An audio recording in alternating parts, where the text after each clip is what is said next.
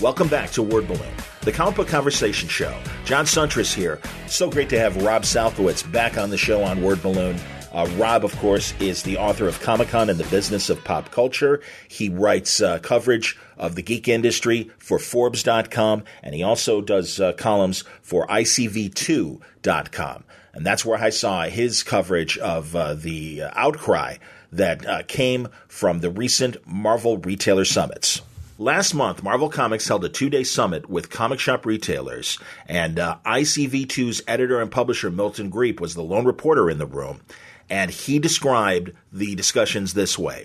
This was the first event of its kind since Marvel emerged from bankruptcy 20 years ago. The company elected to host the event as a way to gather information from the people on the front lines, to get feedback from retailers on its plans, and to communicate that it's hearing retailer concerns and engaging with them moving forward. The instructions to retailers were to say what you need to say with no holds barred, and he puts in his own editorial, not that we've ever known comic retailers to be sharing their opinions.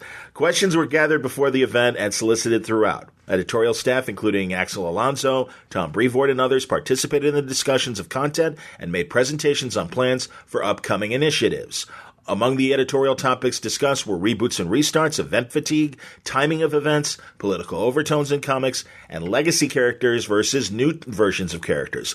All subjects we've been hearing a lot about from retailers over the past months. Marketing staff participated in all the discussions and made a presentation on current and upcoming marketing plans. Response from the retailers in attendance was generally positive, both because Marvel was making an effort to communicate and gather input, but also because of the content of the presentation, which were seen as promising signs of better sales after a tough start of the year.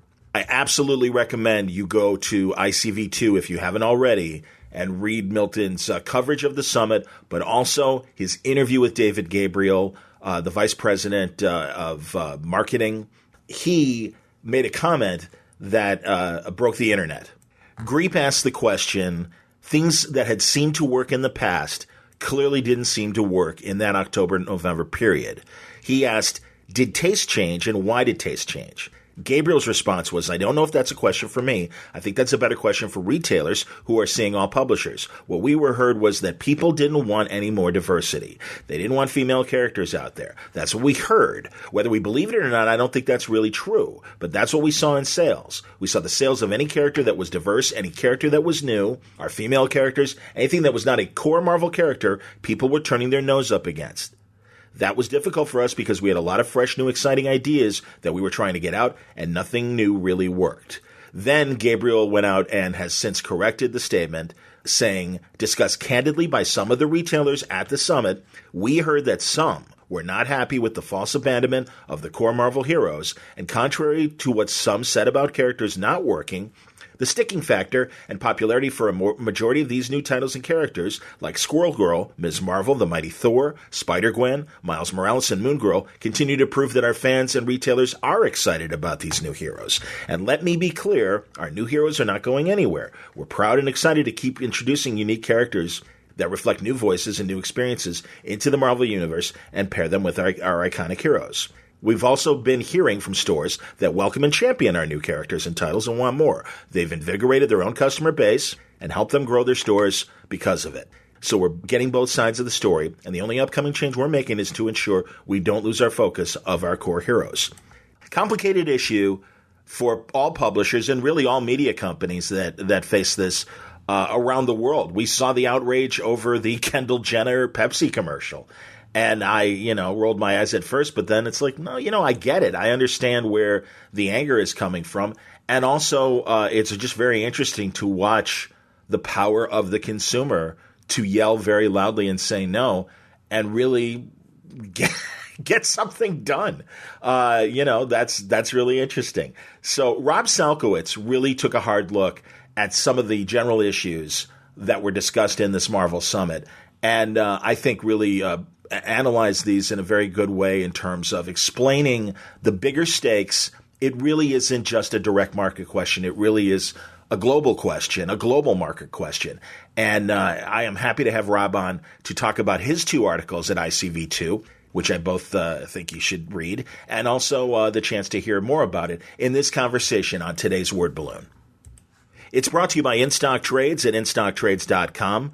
Come to instocktrades.com now for some last chance sales from 50 to 90% on a lot of out-of-print titles. They also have great discounts on books that unfortunately might have scratches. And if you don't mind a little damaged thing, you're going to get a great deal from In Stock Trades. Also, DC and Image titles currently a huge 45% off. So those are some of the general deals. Here's some of the specific books on sale this week at In Stock Trades. There's Chew, hardcover volume 6. That's the final act of Chew. It's called Omnivore. John Layman, Rob Gilroy, the wonderful creators, 45% off. It's just $21.99. There's Green Arrow, trade paperback volume 2 in the Rebirth series. It's called Island of Scars. Ben Percy and Otto Schmidt, your creative team. The book is 45% off, $9.34. There's Boruto, graphic novel volume 1, The Naruto Next Generations. I am not going to name these creators, forgive me, but it's the next phase in Naruto, and it is 30% off, just $6.99. Some of the great deals that are happening at instocktrades.com. If your orders are $50 or more, you receive free shipping. They're wonderful people to work with. You will find great books at great prices at instocktrades.com. Word Balloon is also brought to you by the League of Word Balloon listeners. Thank you, League, for your continued support via Patreon. More people have joined in the last couple of days, and people have shifted their subscriptions. Thank you very much. Really do appreciate it. You're keeping the lights on for Word Balloon, and I thank you for that. League of Word Balloon listeners, if you would like to subscribe, do you think Word Balloon's content is worth the price of a comic a month? That would be great. If you can spare $5 a month, that would be wonderful. Wordballoon.com. If you go there and right on the front page, there's a Patreon ad. It will take you to my Patreon page, or you can go directly to patreon.com/wordballoon. Thanks again, League of Word Balloon listeners. All right, without further ado, I'm really happy to have Rob Salkowitz back because he is a really smart guy. You'll remember Rob is the author of Comic-Con and the Business of Pop Culture. We've talked about that book several times in past Word Balloons, and Rob has been on to give his view on the geek industry and what's going on, various trends. And this seemed like an opportunity to talk to him and get clarification on, again, the bigger picture of what all this means, the things that are being discussed as a result of this Marvel Retailer Summit. Let's talk to Rob now on Word Balloon. He's back, and I'm really glad because when a complicated issue comes up, I like to hear from analysts who bring nuance to their account of what's going on and their interpretation. And clearly Rob Salkowitz is a guy like that. He wrote 2 excellent columns at ICV2 about the Marvel Retailer Summit, the fallout from it, and I think really understands the market and the consumers. So, Rob, welcome back to Word Balloon. A pleasure to be on, as always, John. You know, this was a meeting between Marvel and retailers. Milton Griep was allowed to cover it and gave an account of it, and also had a private interview with David Gabriel as well. Everyone is getting their source material from that content. But again, I think it's a lot more complicated than just, I think, what he said, how it was understood, and also, you know, the positions of both DC and Marvel. You know, they're like McDonald's and Burger King. And I'm not saying to diversify their menus and serve as many consumers as they can and stuff like that. I also think that it's just more complicated. And again, I'm not trying to take them off the hook. I just think that this is they're catering to different markets and different consumers in different markets, and I think your columns talk about that. So if you would, there's no question in there. Yep. But yeah, if you know what do you think? You know, talk about the problem. And you know, we'll talk about possible solutions, I guess. Yeah, so when I read what Milton had reported on the Retailer Summit and I saw what Gabriel had said, I just kind of shook my head because I thought this poor guy just went wandering off into a minefield, and it's the wrong minefield. Because as soon as you start talking about this stuff about diversity and attempts to diversify the audience, you're immediately going to divide people up into the pro and con sides of that around a discussion that really has very little to do with the business side of it. Gabriel is a sales and marketing guy. His job is to move units, to keep the retailers happy, because the retailers are really the customers for the product in the direct market. And he was characterizing, I think, what he had heard from retailers not necessarily Marvel's strategy or Marvel's view of the world, but the minute those words were out of his mouth, we're sort of off to the races on the culture war side of things, yes. Which is not really where the conversation needed to go. Because the bigger problem for Marvel and for DC as well is the audience for comic-based content is getting larger. And you can see that because of all the people that go to the movies, all the people that show up at conventions and events, and all of these other aspects of fandom that by every way that we can measure it is gender diverse, ethnically diverse, age diverse, all of that stuff. You bet. The one place that isn't is the direct market, is the comic book stores. And they're getting a lot better, and especially the comic stores in urban areas, our stores probably in Chicago and Seattle and LA and stuff like that. There's plenty of stores that cater to an extremely wide variety of customers and keep a lot of cool stuff on the shelves to make everybody happy. But then there's like a huge amount of the market that serves the same guys that have been coming in and out of that store for the last 20, 25 years. And they come for their DC and Marvel. That's the bread and butter for those retailers. They want what they want. They have a huge investment in the continuity and the legacy characters. They don't like it when the publishers mess with this stuff in any way. Yeah. I mean, you can go back 20 years and look at, Kyle Rayner and, like all of the it doesn't have to be a diversity issue to get fans pissed off about messing with who's behind the mask. Absolutely, man. Yeah. I'm really glad you brought up Kyle Rayner, because that, and Connor Hawke for that matter. Yeah, those thoughts crossed my mind. It's exactly the same problem. You've taken the legacy, or I heard Heidi say the same thing. Which one is the legacy? Is it the historic character or the new character? But you take the established historic character off the board, you replace it with new characters, and some people get really excited. But, we all know our Hal Jordan lovers that were really, really pissed. And then conversely, Wally West is the standard for 25 years. Barry Allen is back, and you've got a lot of old Wally West fans that are mad for a really long time. But continue. Yeah, I mean, in the 90s, the imperative on the publisher side seemed to be, we've had the same fans since the 60s and 70s, and there's like a new generation. So we're trying to make everybody a little bit younger so that we don't have like characters with gray hair in their temples and that sort of stuff. And now it's a better kind of diversity, a broader kind of diversity. No question. And so they, it's like I applaud they're doing the right thing, because they see these customers out there, and they're trying to make the connection between all of the people wearing the merchandise and going to the movies, trying to get those people into the comic shops with characters that appeal to them. Yep. But the comic shop is a tough nut for that. And so it's kind of at cross purposes. But so the first article I wrote was sort of looking at the direct market angle of that, and recognizing that especially DC and Marvel have a huge problem because their product keeps the retail channel afloat. You ask any retailer, 70-80% of their sales are big two. So if something goes wrong with that, if an event goes wrong, if a character flops, if something happens, the stores suffer. And if enough stores go out of business, then the publishers are going to suffer from that, and the whole market is going to suffer. Yes. So it's like they have a responsibility to keep those guys in business however they can. The publishers do. Yes. Agreed. No, as you said, they're the direct customers. They're the ones really buying the non-returnable merchandise, and it's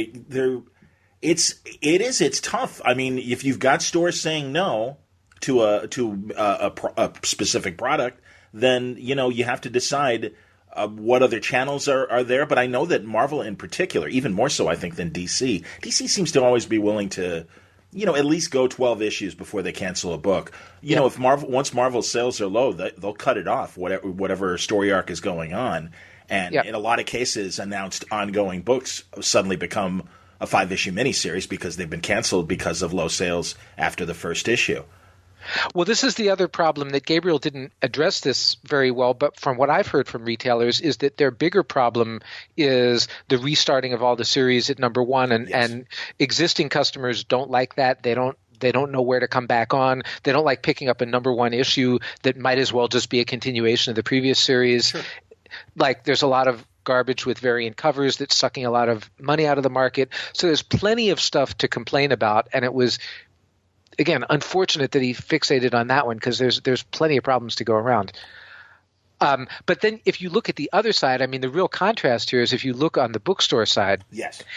And that's where diversity lives. And the biggest selling, comic person in the universe right now is Raina Tegelmeier. I'm sorry, am I saying that right? That's how I've always heard it, but go ahead. Yes. So, but you know who I mean. Yes. And, and she's, anybody with a daughter, aged, 9 to 12, she owns that market. She's got 7 or 8 titles in the bestseller list. She's outselling the big guns, of the direct market side, 5 or 6 to 1 at least. And so she, the publishers that are able to go directly into the book market can capture that diversity in ways that the comic market can't. But DC and Marvel they don't do original graphic novels that much. They'll collect the stuff in trade. And so it has to sell and be put out one issue at a time and sell through the direct market before they put the trade together and can reach the bookstore. So it's that's kind of a business problem for them as well, I think. Yeah, well, and again, it's they always say that every facet of publishing, from floppy magazine to the digital product to the trade, and then hardcover and whatever possible further exploited versions can happen and stuff are necessary. But yeah, if something doesn't work, I guess in one of those channels, I think they immediately say not cost effective and they move away from their books, because you'd think that there's got to be an answer in terms of if something doesn't sell in the direct market.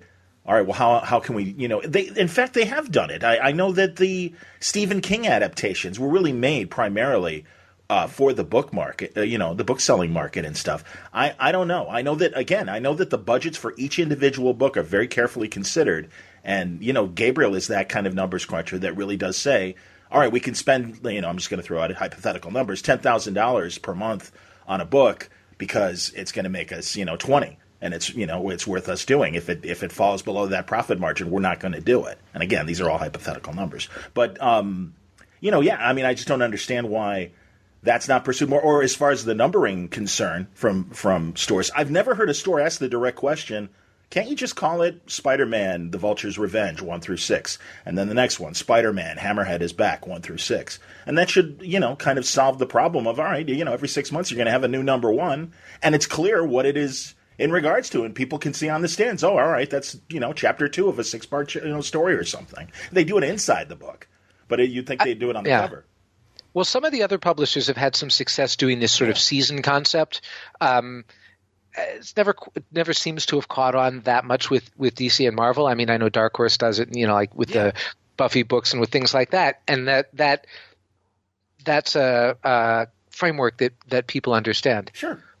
But to me, the bigger problem is that the huge disparity that apparently exists between the direct market audience and the outside world, and the fact that these guys are kind of getting caught, with one foot on each, and they're sort of drifting apart, and they can't quit either one of them because they're both important. And what I compared the direct market to was on Twitter, and somebody was asking me about this, and I said it's like that plant in the Alan Moore Superman story. I think it's called Black Mercy Plant. Yes. That sort of sits on your face and feeds you happy talk as it strangles the life out of you. Your lifelong dreams are fulfilled. So yes, are you saying the direct market people, or are you saying DC and Marvel live in a world that kind of fantasy world, or are trying to live in that kind of fantasy world? I'm saying that they're kind of stuck in it because they've got the direct market stuck to their face. They can't rip it off or they'll die. And the direct market is feeding them a twisted, distorted version of reality that they have to react to. Okay, now I'm with you. Yeah, and that's sort of that doesn't have anything to do with what's going on in the real world. And the longer they succumb to that, the more they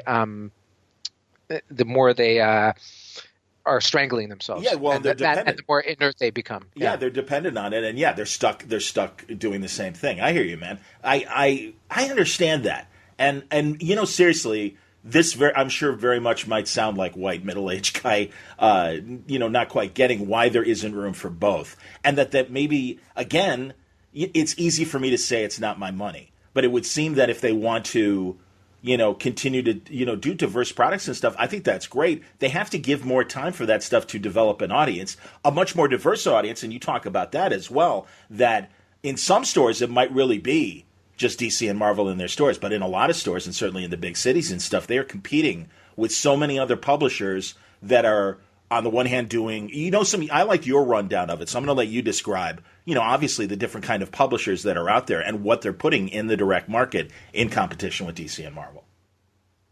Yeah, I mean, there's all kinds of good stuff out there. I think it's not like there's a shortage of great comics, rather the opposite.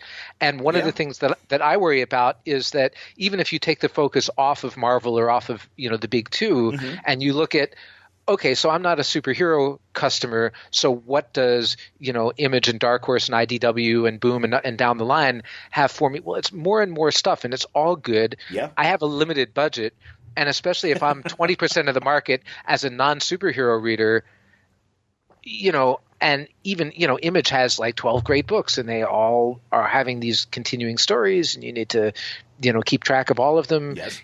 Eventually, the reader's budget runs out.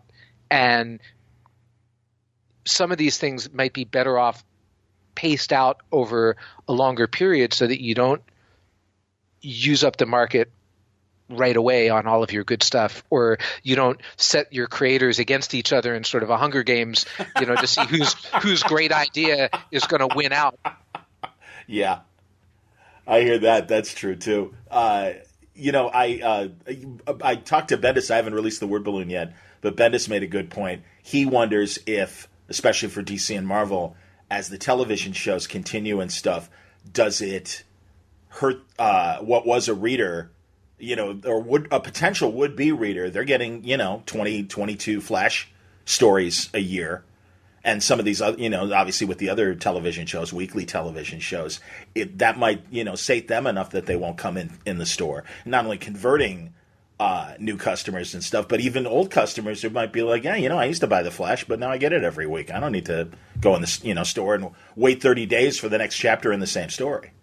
Yeah, and this is why I'm curious. I mean, a couple of years ago, when I wrote the Comic-Con and Business of Pop Culture book, there was this idea that was sort of floating around called transmedia, which is this idea that you would have your big universe and you would tell some of the same story in TV shows, movies, comics, video games, and that it wouldn't just be the same characters in, adapting the situations from one medium to another. It would actually be, and IDW did this pretty well with the Star Trek stuff. When the first Star Trek movie came out, the Abrams reboot, and IDW did a 4-issue storyline that told some of the backstory. You could read the issues and not see the movie, and you get a story, or you could see the movie and not read the issues, and you get a story. Yep. But if you read the issues and watched the movie, you would get the whole story. Yep.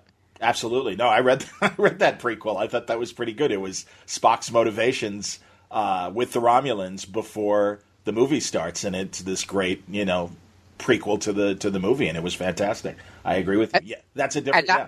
And now that these shows have such a big footprint, and you've got the DC universe that has continuity within itself inside the TV shows, would it be that hard to have a set of titles that cater just to those viewers, that has like backstory that follows up on some of the characters that we haven't been seeing very often, or that tells some of the Rip Hunter backstory on Legends of Tomorrow, or just those kind of things that that take advantage of the people that are on that one platform primarily, but still want some more story. Yeah, and they have. I know digitally, Flash Season 0, and they have done Legends of Tomorrow kind of special books, and certainly Smallville, almost taking the Buffy model and continuing the Smallville, universe through comics and stuff. I think all of that was really smart and really effective. That's true. DC does it digitally, but unfortunately, digitally doesn't bring the customers into the store.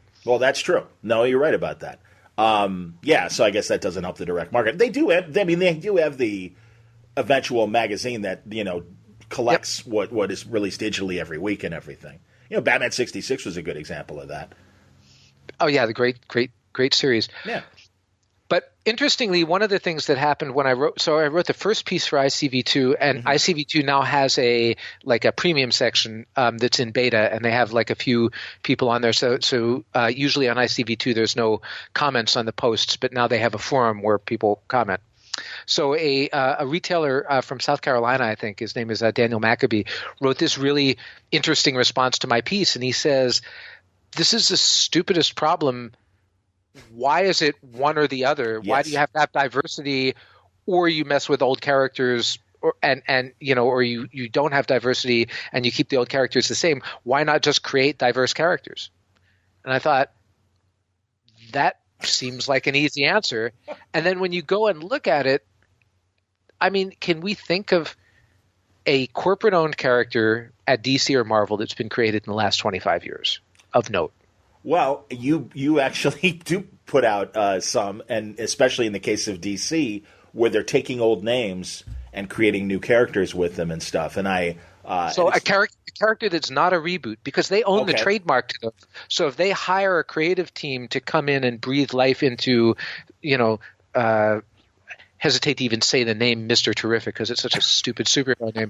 But it's I like Mr. Terrific too. I think they made a great character out of him, but it's unfortunate that it was like some corny concept from 1940 that they had to reskin, because if they had come up with a different name and trademark for that character, then they would have opened up some creator rights problems. You make a very specific point of that happened with DC and Vertigo in the case of an original comic called Gravedigger.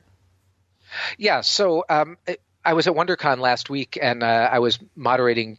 Chris Robertson was a guest of honor at the show, so I was moderating his spotlight panel, and we were talking about this. And I asked him about the genesis of iZombie, and he said that the original pitch for that was this character called Gravedigger, and he was kind of toying around with this idea about zombies and why, if you were a zombie, wouldn't you be in some line of work where you had access to dead bodies? And so he, that was his original thinking with it. And then he was going to do the Gravedigger concept for Vertigo, because Vertigo was specializing in those kind of reskins. They got Mike Allred as the artist, and Mike says, "I'd love to work with Chris. I'd love to do this book, but I don't want to work on a corporate owned book. I want creator owned if we can do it."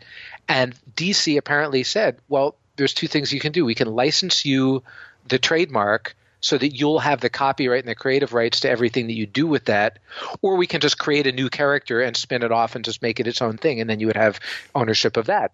And Chris was like, "Okay, we'll take the latter," because that seemed easier all around. And that worked out well for them. But, when I think people were shooting me ideas, so Runaways, I think, was a corporate-owned new concept that Marvel owns that Vaughn created, and Winter Soldier is a new character that Brubaker created, and I think it's possible he participates in that. But Bucky Barnes was an existing character in Marvel, so it's hard to say. Joe Simon, Jack Kirby, in that case, those are the creators. And then, in another example that you just described in explaining the creation of iZombie, everyone knows that Watchmen started as a concept for the recently bought Charlton superheroes when DC bought those, and certainly Gibbons and Moore thought that eventually they would retain the creator rights. After a while, they would go out of print and that they would get them. Obviously, Watchmen has never gone out of print, and that's kind of the cautionary tale that was work for hire for the publishers from literally day one. God, we've all seen the $190 check that Siegel and Schuster got for creating Superman. It's rough, and for decades, it's like the record companies. For decades, they did things a certain way. Then the market changed, and record companies aren't in business the way that they used to be. And if they still even exist, so few do now. And maybe comics is going through this kind of growing pain from a creator standpoint, but also this new diverse market that might be asking for more than what they can deliver. Well, and in fairness to the publishers, to DC and Marvel on this, that there's a strong business case to be made for why you need to own your core IP, and Sure. you can't be sharing those rights with a whole bunch of creators, because when stuff gets licensed or when movies get made or whenever all of this stuff happens, fewer people at the table makes it easier to get those deals done.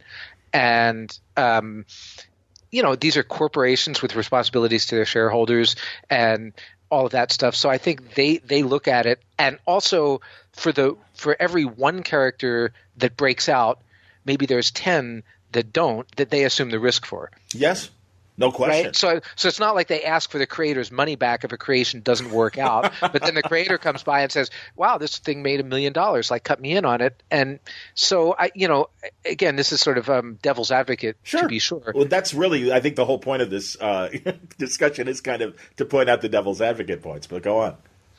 So, on one hand, there's reasons for doing what they do. They're not just plain evil, full stop.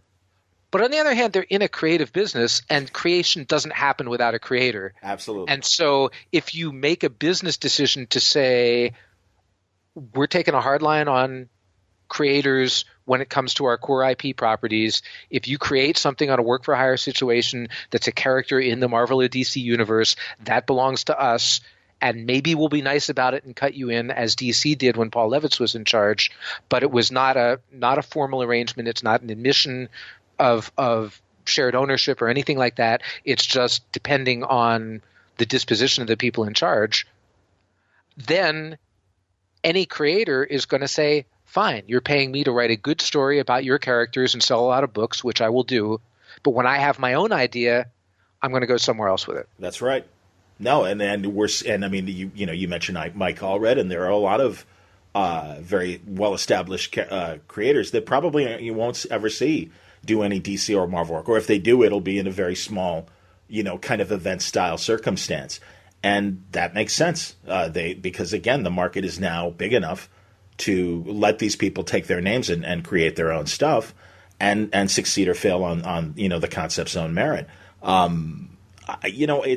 also think it's important to point out that while Marvel said this about, or got this feedback, again, we should say it properly, from certain direct market retailers, they are standing behind these diverse characters. And I think DC is too. I mean, you are seeing Ms. Marvel show up in the animated shows. And certainly that is a much wider audience than the Wednesday Warriors or even the bookgoers, the book reading audience and stuff.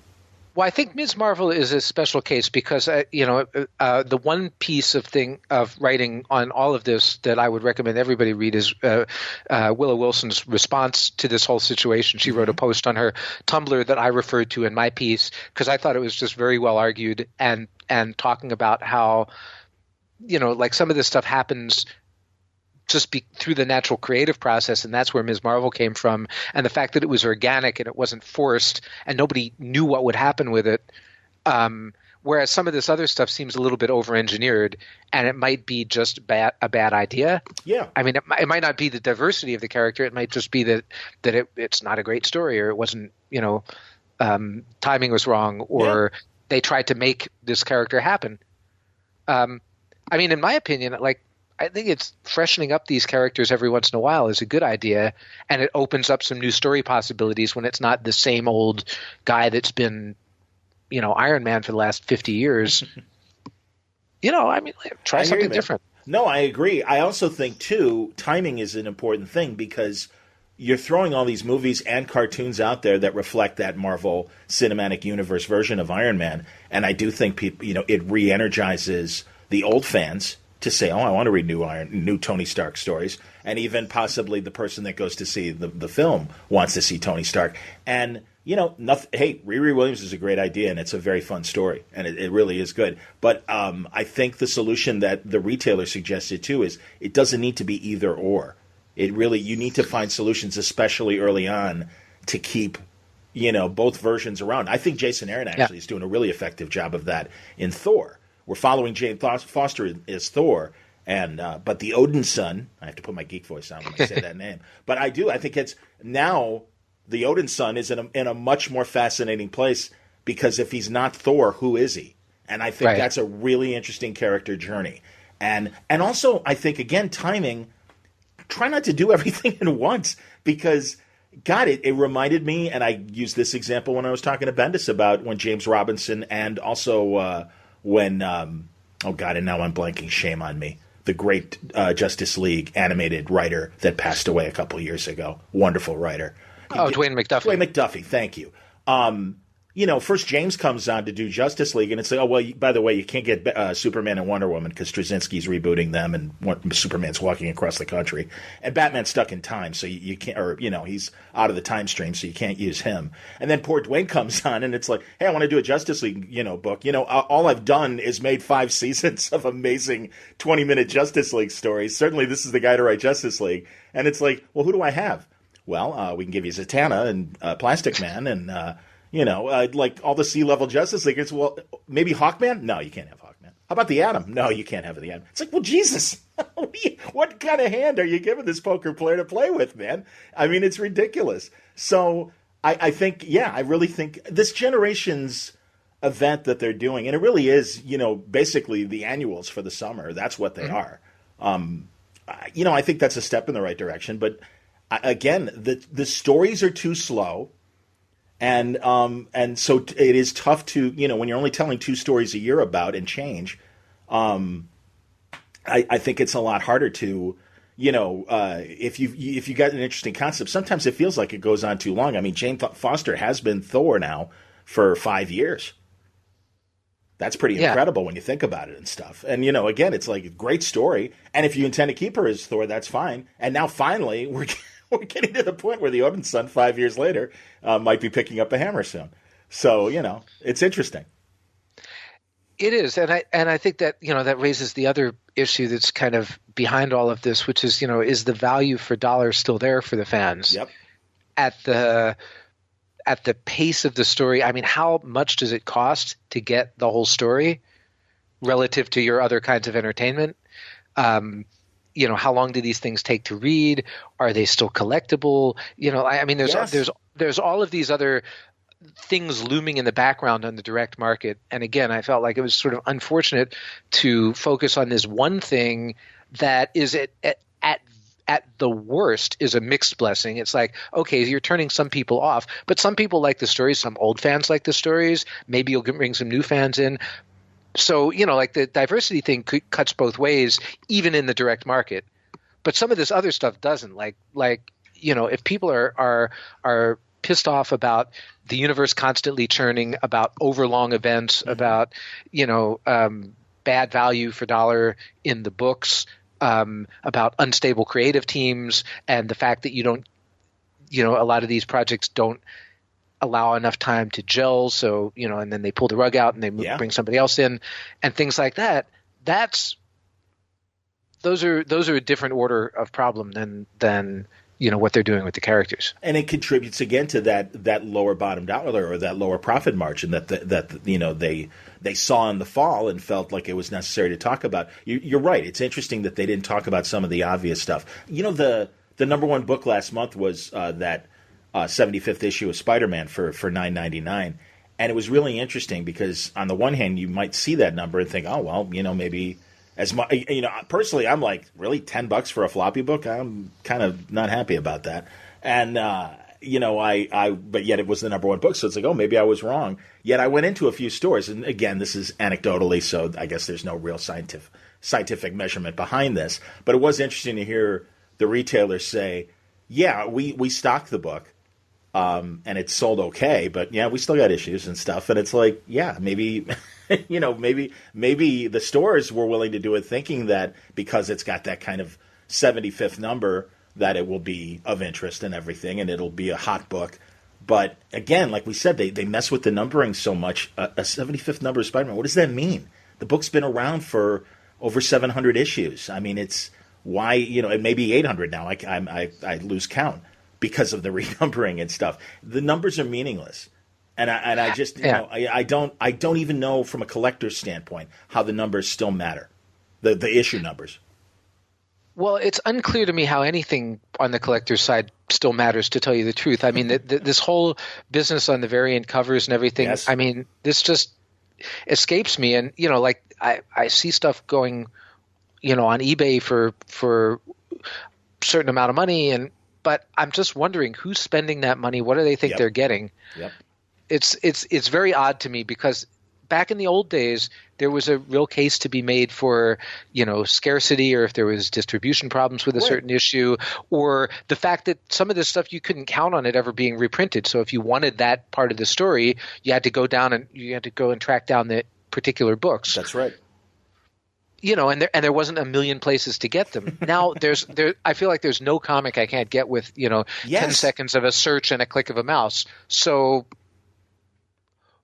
without scarcity, where is collectability? I agree. Without even the thrill of the chase, and like going through 1,000 white boxes and pulling out, oh my gosh, I've been looking for this for 10 years. Without even that aspect of it, like what are we in this for except just keeping stuff in our basement? So you're 100% right, man. There are so many weeks where I miss the hot book, and I'm sorry, it's sold out. It's like, all right, I just wanted to read it anyway, so I'll go on Comixology or I'll go on Marvel and or whatever publisher and buy the digital copy, and I'm fine with that. I mean, back in my mind, I'm like, all right, I'm only I'm paying full price for a digital issue instead of a physical comic book. But again, it's one less comic book that's messing up my basement, so there's that. Speaking of hot books, if I may change the subject for a second. No, I'm always happy to talk to you, please. So I'm teaching this class at University of Washington. I teach it every spring on sort of comics as media, and I try and get good guest speakers to come in and talk to the students about different aspects of it. So a few months ago, I discovered this absolutely sensational new graphic novel called My Favorite Thing is Monsters. Yes, from Chicago. Chicago. Yeah, the creators from Chicago. Go on, please. Yeah, her name is Emile Ferris, and not only is this her first graphic novel, it is her first published work in comics of any kind. And it is a masterpiece. It's instantly one of the 5 best graphic novels I have ever read. So it's astonishing. It's really good. So it's from Fantagraphics, and there's this whole backstory about the original shipment was lost at sea because it was coming over from Korea on a shipping company that went broke and all this stuff. So they finally got the copies over here, and all of the people like me who had been sitting on our review copies for 6 months waiting to let fly with all the praise for this book, the skies opened.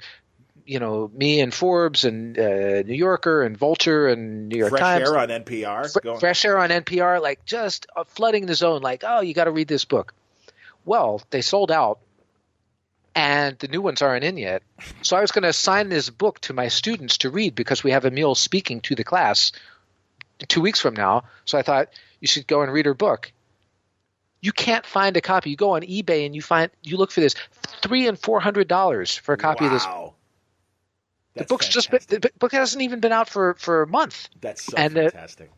It's so hopefully when the new ones arrive, the demand for those first will abate a little bit. But in the meantime, there's lots of people out there that want to read that book that are going to have a hard time, and at those prices, they'll have a hard time keeping it on the shelves in libraries too. Understood. I wonder if she's going to C2E2. I hope she is. I mean, she is local, and it would make sense. It's a no-brainer, but I'm honestly not sure. I don't think I wasn't sure if I saw her name on the guest list. I'm gonna have to talk to Mike Nagan and see if that's happening. She's very new to this world. You know, I mean, she comes out of a fine arts background. She has a very unusual personal story, and then I think she had no idea. She was like, "Boy, I hope people like my book." Sure. I was like, "Don't worry, people are gonna like your book." Yeah, that's honestly what a great and her story is very much part of the book itself. So yeah, really, when the book becomes available again, is it available digitally? Did Fantagraphics do a digital version of the book? There may be a digital version of the book, although this is one that you want because it's a nice edition. But The thing is, I was over at the Fantagraphics offices in January, and they handed me a review copy, which was one of the several hundred that was flown over that wasn't on the ship. Right. So all the stuff that's in the market right now is kind of I guess it's the real first edition from a trade perspective, but there's still a few hundred copies of the true first, which is from that original print run. Review copies, yeah. Yeah, that's crazy. It's like that's a collector's item. Like that, I don't know about it. I don't know about a kind of variant cover, but if you've got a best-selling book and there's only 100 copies of the true first edition that exist because of this freak accident, that's what creates great collectability. No question, and it'll be interesting to see if that, like a mouse from Art Spiegelman, crosses over enough to the entire comic buying market, where something that will be regarded with the value that it deserves.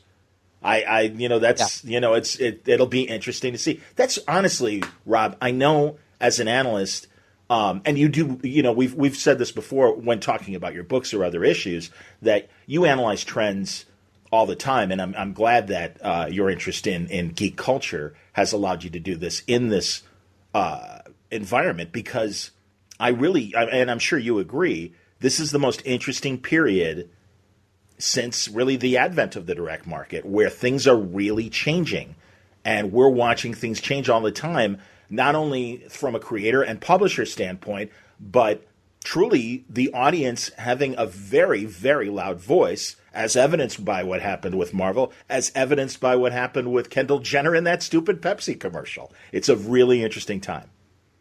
Absolutely. Yeah, no, it's and the best thing about it is that back in the old days, there was comics, because the whole market would fit in in the San Diego Convention Center, basically.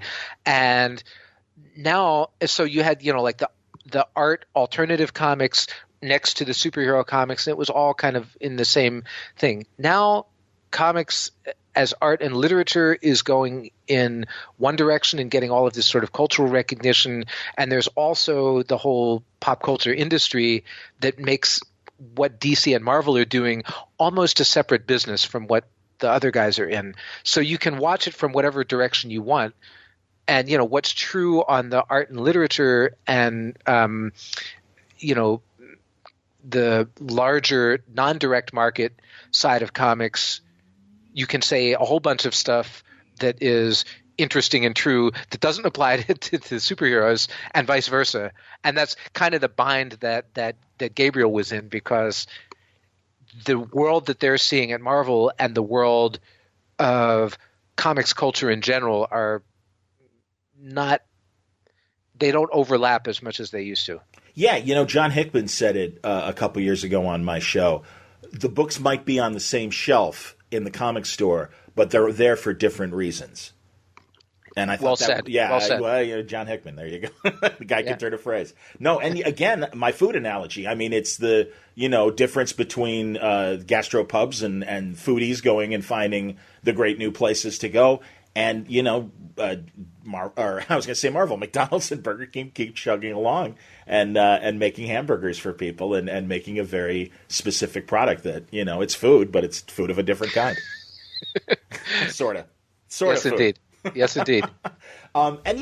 It is interesting watching this internet audience react. We saw the reaction, all the Iron Fist controversy, and I've never heard anyone say in defense of the character of Iron Fist, the partnership with Luke Cage, that used to be a celebration of social justice.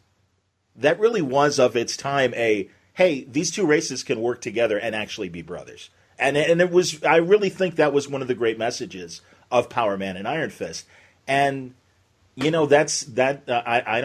haven't heard that comment made in this debate of whether Iron Fist should be rebooted, as an Asian character, or maybe even disregarded completely because of white appropriation. Yeah, the Iron Fist thing, I haven't seen the show. I've sort of kept one eye on that. But the one that was interesting to me is Ghost in the Shell. Yes. So I was just looking at the box office numbers for that, and that film is nowhere. Like it is tanking tremendously. And what it occurred to me is that whenever these people in Hollywood, reject diversity, their line is, "Oh, we're not being racist," even though we sound racist. We're acknowledging the business realities of the industry, and you guys have to respect that. And it's like, well, if that film makes $500 million, then we can have that conversation. And, all right, Scarlett Johansson can open a movie. Tell me how having an Asian cast would have made that film do any worse than it did. Yeah. I mean, I hope that they remember this, and that the objections of the people that people had against that movie aren't forgotten, because it may be the case that the bad press hurt the box office, but it might have been bad decisions by Hollywood that did it. And again, sort of banking on this idea that having a white star, honestly, to open your movie is going to be the ticket to success. They need to revisit that assumption, because that does not appear to be correct in this case. Yeah, I'll be interested if the production happens and we do get a movie. They're talking about maybe Jordan Peele doing Akira. And I don't know how concrete that is, but something that I know I've read in the last few weeks. And I would love to see it. I'll be interested to see how it's cast and how it's received. And the other thing that I'm really looking forward to is when Valiant finally gets into the movie business. And I know that they're nudging towards – aren't they nudging towards both film and streaming TV? They are, and they don't talk about it very much. I have great respect for that company. They really they don't get over their skis. They have like, I don't know, 8 or 9 titles that they put out consistently, top level talent. Yes. Professionally written, professionally drawn. If you like what they're selling, the consistency is well branded. It doesn't drive the retailers nuts. They don't do a lot of gimmicks, and they come out on time, month after month, and they're quietly putting together a very good product there. And I just read the first the new Exo Manowar book. Mm-hmm. Gorgeous artwork, really solid, sort of reminiscent of the old heavy metal, sort of fantasy stuff. Yes, very much so. No, good comparison. And I know that they're incubating a media strategy there, but they're not hyping it up until there's something to talk about. Yeah, until there's something ready. No, I agree with that. Very, very, very smart people running that company. They're one to watch. Well, and again, they're hiring talented, creative people from editorial down to the writers, artists, and letterers and colorists. They're really top-notch people. Lemire and I think Matt Kint are writing incredible things. Van Lente's doing a great job. Vendetti, when he was doing Man of War, I don't know who, or Exo Man of War, I don't know who's currently doing it. I think Matt Kint is doing the new run. There you go. These are really top-notch writers and artists and editors and stuff. And really, I'm rooting for a Faith movie. I think Faith is a really smart book, and it's thankfully not a good calculation from where the audience, what the audience represents. And good news is they got Jody Houser to execute a tremendous book. It's a really good, funny book. Yeah, indeed. Yeah. So interesting times, man. I like I said, I think it's fun to be ringside, and I'm glad to be sitting next to you ringside as we watch all this stuff happen, man. This is you continue to write great stuff. I'm really glad Fortune is interested in the geek Forbes. culture. Or pardon me, sorry about that, man. Forbes. Oh man, sorry, Steve Forbes. Does he still own it? God, I don't know, but he doesn't. Apparently, he doesn't sign your check. So there you go. Okay, but no, I'm glad Forbes is interested in the geek culture as much as they are, and that you get to write about that at Forbes. Yeah, absolutely, and I may have some pretty cool new writing news coming over the summer, so we can be back in touch. Oh, that's great, man. Yeah, please, no, definitely. I mean, and I don't want to, I was going to ask if a new book might be in the works. I don't know. I mean, it's been a few years since your Comic-Con book. It has, and yes, there are some new projects coming up. But like Valiant, I will talk about them when the time is right. So, but thanks for having me on, man. It's always a pleasure. Yeah. As we wrap up, but real fast, what conventions are you going to be at this summer? Well, I've just been to a whole bunch of them, so I think I'm going to take. I may possibly be at AwesomeCon in DC in June, and then definitely San Diego Comic-Con, and most likely New York in the fall. I'm doing some work for some clients and things like that, and that gets me to some good shows. But the one I can say for sure, in fact, we just booked our tickets today, is San Diego. That's excellent, man. I unfortunately may not be at San Diego this year. I did the last 7, and might have to take a break this summer. But regardless, I hope to see you in New York, and as always, stay in touch. And yeah, when your announcements are ready, I hope you'll come back. Thanks so much, John. Great to be with you. That's Rob Salkowitz. Remember to follow Rob on Twitter to get instant access on all of his web coverage, whether it's at Forbes or ICV2 or on his own blog. And Rob's Twitter is at Rob Salk, ROBSALK.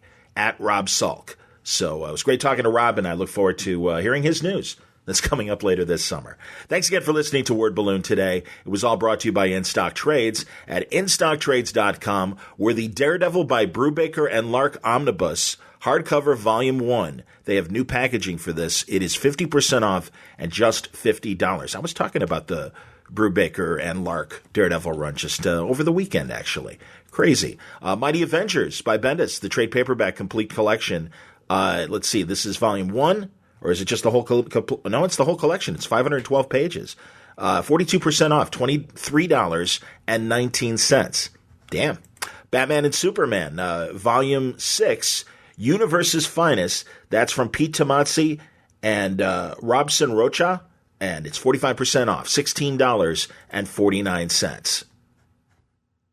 Batgirl and the Birds of Prey, my buddies Julie and Shauna Benson and Claire Rowe as the doing the art. The book is 50% off, $8.49. All from InStockTrades.com. Check out all the great details and find great savings at InStockTrades.com. Thanks again, League of Word Balloon listeners, for your support. C2E2 is coming up in a couple weeks. I cannot wait. I have so many interesting interviews already lined up, not from the con, but before the con. In fact, this week, talking to 3 amazing artists and a film guy. They are going to be great. So really excited to be giving you some incredible coverage this month going into C2E2 and certainly coming out of it. It's going to be a great April, and I'm glad you're here for the ride. Until next time, Word Balloon is a copyright feature of Shaky Productions, copyright 2017.